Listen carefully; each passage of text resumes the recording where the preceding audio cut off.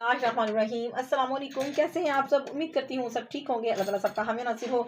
जी, तो जैसे हम ये ट्रीटमेंट कराने का प्लान करते हैं वैसे ही दिमाग में काफ़ी डाउट्स आते हैं कि क्या हमारे बालों के अकॉर्डिंग सबसे बेस्ट रहेगा, हमें क्या चूज़ करना चाहिए अपने हेयर्स के लिए, अपने हेयर के टेक्सचर के अकॉर्डिंग। इससे पहले हम बताएं कि कौन सा हेयर ट्रीटमेंट आपके लिए बेस्ट है। पहले हम तीनों ट्रीटमेंट के बारे में जान लेते हैं। सबसे पहले हम बात करेंगे रिबॉन्डिंग की।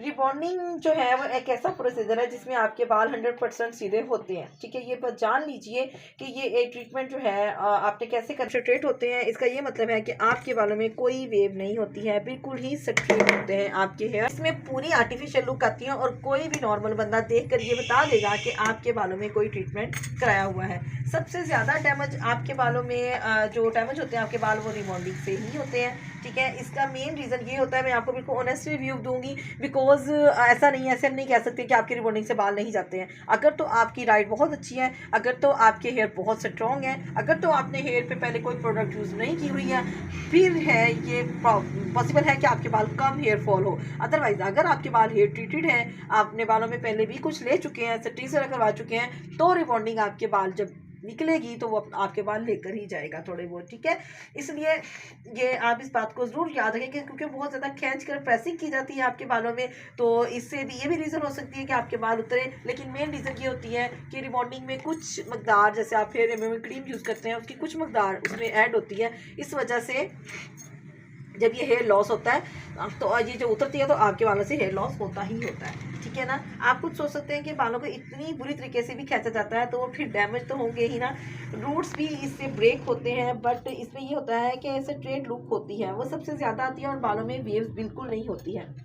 इसके मिनिमम जो लाइफ है ये इसकी 6 मंथ्स होती है, लेकिन 6 मंथ से ऊपर मैंने खुद अपने क्लाइंट को देखा है कि 1 ईयर से ऊपर अगर अकेला रिबॉन्डिंग आप लेते हो 1 ईयर से ऊपर जो है ना वो टाइम निकाल जाती है और अप टू 1 ईयर तक जाती है। जितनी ज़्यादा हम इसकी केयर करेंगे इतनी ही ज़्यादा इसकी लाइफ होगी। आपके बाल जो ऑलरेडी आपने रिबॉन्ड किए हुए हैं, हो चुके हैं, वो बेबी नहीं होते। जो नई ग्रोथ निकलती है वो नेचुरल होती है, वो बेबी ही आती है। ठीक है, आपके जो अगर हम नेक्स्ट हेयर ट्रीटमेंट की बात करें तो वो केराटिन होगी।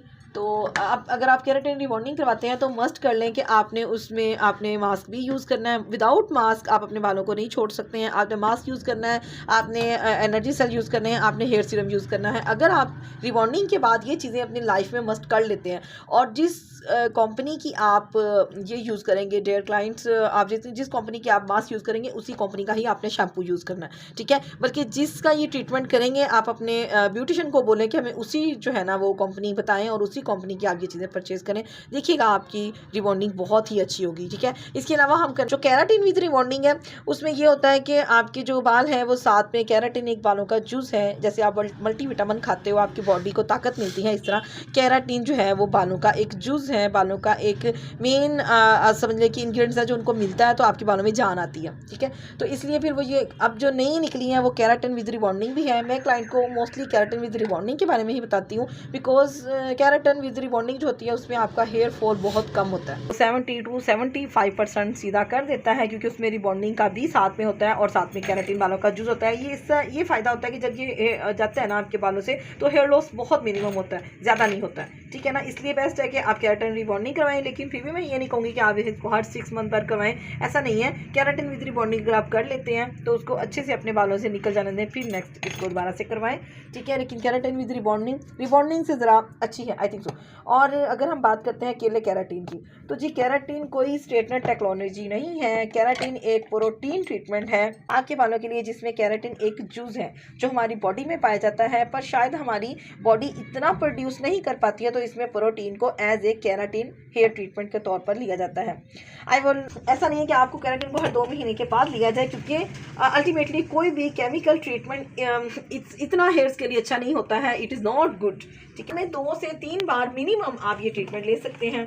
केराटिन ट्रीटमेंट से आपके बाल 20 से 30% सीधे होते हैं। केराटिन आपके बालों को एक शाइन देता है, एक स्मूथनेस देता है। आपके बाल ड्राई हैं, फिजी हैं, आपके बालों में ड्राइनेस है, तो आप ये केराटिन ज़रूर करवाएं। अगर आपने इतना हेयर ट्रीटमेंट करवा लिया है कि आपके बाल जो हैं वो बहुत ज़्यादा फिजी हो गए हैं तो आप केराटिन करवाएं। अगर आपका बाल बहुत लाइट है, बहुत पतला है, बहुत बारीक है और आप चाहते हैं कि इनमें थोड़ी सी जान आ जाए तो आप केराटिन करवाएं। केराटिन आप बहुत सी वजूहात पे करवा सकते सकते हैं। केराटिन एक अच्छा ट्रीटमेंट है, आप केराटिन ले सकते हैं, बल्कि आप केराटिन ज़रूर लें ताकि आपके बालों में जान आ जाए। ठीक हो गया।